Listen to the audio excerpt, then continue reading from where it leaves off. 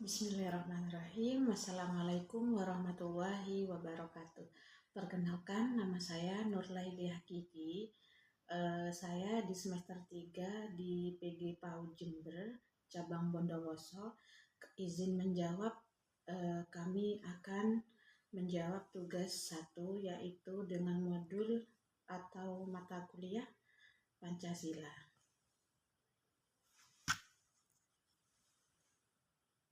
Yaitu di sini kami akan menjelaskan bagaimana proses lahirnya Pancasila, BPUPK, Piagam Jakarta, dan PPKI.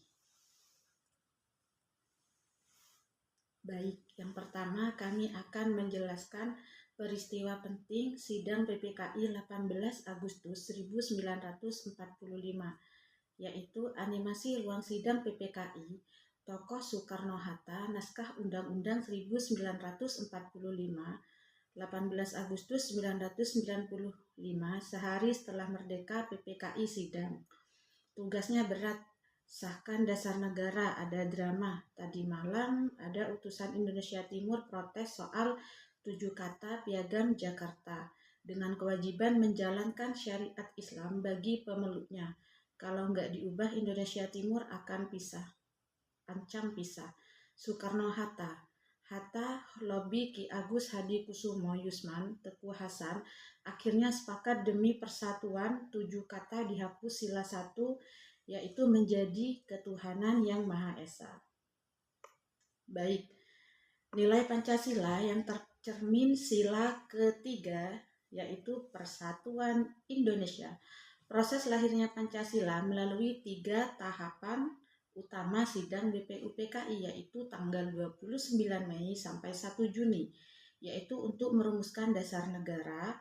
Panitia 9 menghasilkan Piagam Jakarta 22 Juni 1945 dan mengesahkan final oleh PPKI 18 Agustus 45. Proses ini mencerminkan nilai musyawarah persatuan toleransi dan rela berkorban demi dasar negara yang kokoh. Berikut adalah penjabaran proses nilai-nilai yang terkandung. Baik, yang pertama sidang BPUPKI 29 Mei sampai 1 Juni, yaitu prosesnya Badan Penyelidik Usaha-Usaha Persiapan Kemerdekaan Indonesia BPUPKI menggelar sidang pertama untuk merumuskan dasar negara. 3 tokoh utama, yaitu Muhammad Yamin, Supomo, dan Soekarno, menyampaikan usulan gagasan dasar negara.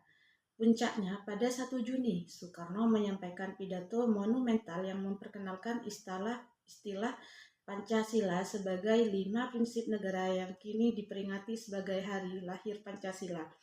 Nilai yang tercermin yaitu demokrasi dan musyawarah. Para pendiri bangsa mendengarkan dan menghargai perbedaan pendapat dalam merumuskan gagasan. Cinta tanah air, yaitu semangat tinggi untuk membentuk dasar negara demi kemerdekaan. Piagam Jakarta 22 Juni 1945. Prosesnya BPUPKI membentuk Panitia 9 untuk menyempurnakan rumusan dasar negara. Dari sidang sebelumnya, Panitia 9 berhasil merumuskan dokumen yang dikenal sebagai Piagam Jakarta atau Jakarta Charter. Isinya yaitu piagam ini merumuskan rumusan 5 sila, di mana sila pertama berbunyi ketuhanan dengan kewajiban menjalankan syariat Islam bagi pemeluk-pemeluknya. Nilai yang tercermin mufakat dan rela berkorban. Mufakat hasil kerja keras dan kompromi berbagai golongan nasionalis dan agamis dalam panitia kecil. Rela berkorban, keinginan untuk menyatukan visi dalam satu dokumen bersama, info. Yang ketiga, sidang PPKI. Proses panitia persiapan kemerdekaan PPKI mengatakan sidang sehari setelah proklamasi untuk mengesahkan Undang-Undang 1945. Sebelum pengesahan terjadi perubahan penting pada sila pertama. Perubahan tokoh-tokoh Islam dengan besar hati menyetujui perubahan sila yang pertama menjadi ketuhanan yang Maha Esa. Demi menjaga persatuan bangsa, mengingat keberatan dari wakil Indonesia Timur. Rangkuman nilai luhur perumusan Pancasila. Proses panjang ini dari BPUPKI hingga PPKI menanamkan nilai-nilai yaitu mendengarkan dan menghargai pendapat orang lain, menerima keputusan rapat dengan lapang dada. Yang ketiga, kerja keras, rendah hati, dan rela berkorban, mengutamakan persatuan dan kesatuan nasional. Kemudian kami akan menjawab soal nomor 3, yaitu refleksi pribadi untuk generasi muda, yaitu proses lahirnya Pancasila melalui tahapan krusial sidang BPUPKI atau perumusan gagasan tokoh bangsa, Piagam Jakarta, kompromi fundamental, dan pengesahan oleh PPKI. Pelajaran utamanya adalah pentingnya dialog, persatuan keberagaman, dan pengorbanan kepentingan pribadi bangsa. Nilai relevan sebagai pedoman moral dan perekat kebinekaan di era modern. Yang pertama, proses lahirnya Pancasila. Di sana ada sidang BPUPKI, Piagam Jakarta, dan sidang PPKI. Refleksi pribadi dan pembelajaran yang diambil yaitu persatuan dalam keberagaman. Tokoh bangsa menunjukkan bahwa meskipun berbeda pandangan, mereka tetap bersatu demi tujuan bersama.